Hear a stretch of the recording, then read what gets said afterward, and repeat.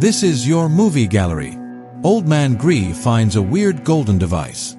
He turns on the switch and it stretches out 6 legs at the bottom right. After that, its legs insert directly into his skin. He uses all his strength to remove the device from his hand and its legs retract back. His wife gives him a simple bandage and the bleeding stops. However, things are just getting started. At night, Gree suddenly feels extremely thirsty and he drinks all the water in the fridge. Looking at the raw meat in the fridge, he even has the desire to eat it directly.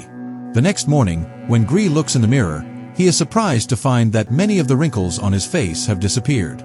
He suspects that these changes are caused by that golden device. But where did that thing come from anyway? 400 years ago, a mischievous alchemist made a device called Chronos. With proper use, it can give people eternal life. 400 years later, a strange-looking man was found in a collapsed building. And it was the same alchemist. He was pierced through the chest by debris and soon passed away. Subsequently, the alchemist's personal belongings went into the antique market in various ways.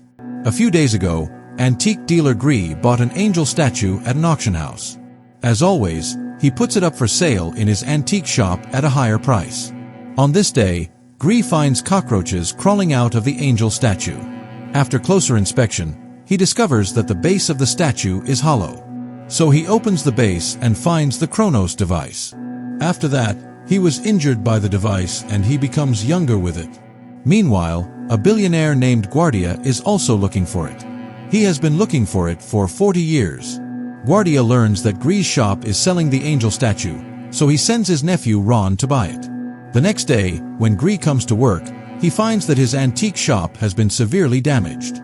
This is the buyer's revenge against him. Since the Chronos device has already been taken out of the statue. Guardia is old. His body is getting weaker and weaker. To gain eternal life, Guardia invites Gree to his house. He intends to make a deal with Gree. Guardia takes out the alchemist's notes and tells Gree about the origin of INE Chronos device.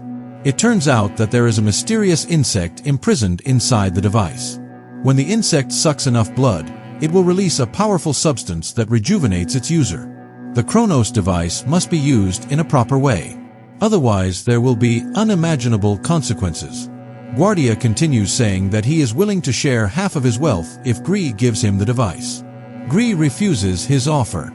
Back at home, Gree uses the Chronos device again. He is already addicted to it. Then he finds that the injuries the device left on his body heal in less than a minute, which means his body is getting younger. However, Guardia was right. Using the Chronos device does have side effects. The next day, Dager and his wife are attending a New Year's Eve party and everything is going very well.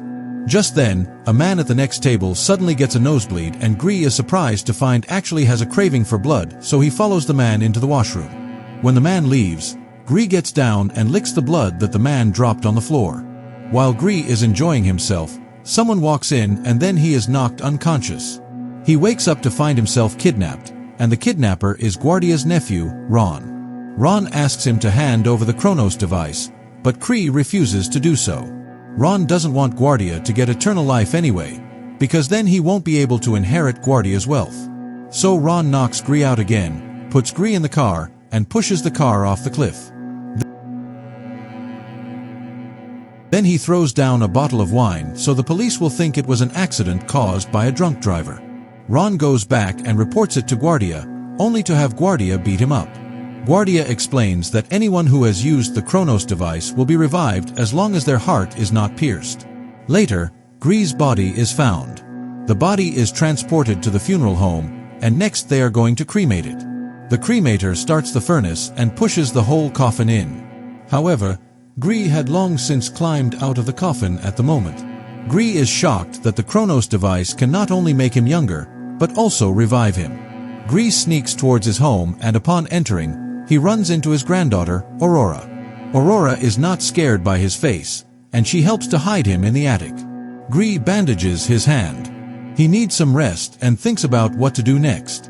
In the morning, the sunlight comes in through the holes in the roof, causing his skin to burn. Apparently, this is one of the costs of using the Chronos device.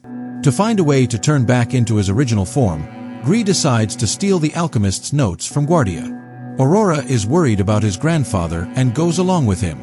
After some searching, they successfully find the notebook in Guardia's house. But the most important page is missing. That's when Guardia appears. It turns out that he knew Gree would come, so he destroyed that page. Gree begs Guardia to tell him the method to turn back into a real human. But Guardia rips off his skin. Underneath his rotten skin is a new pale skin, which is a sign of immortality. He doesn't want to become a blood-sucking monster. Guardia says he will tell him the solution. But first he has to hand over the Chronos device. But just as Greed takes out the Chronos, Guardia stabs him in the stomach. Then Guardia holds him to the ground and aims at his heart. At the critical moment, Aurora appears and saves Greed. And just then, Ron rushes over. He finds Guardia on the ground. But instead of saving him, Ron crushes his throat with his foot. And now Ron can finally inherit Guardia's wealth. And when a man owns a great fortune, then the next thing he wants most is to live forever. Ron catches up with Gree, who is clearly no match for him. Gree let Aurora go first. Then he holds Ron and jumps with him. After a while, Gree comes back to life and finds that his craving blood becomes even stronger. He doesn't want to be controlled anymore.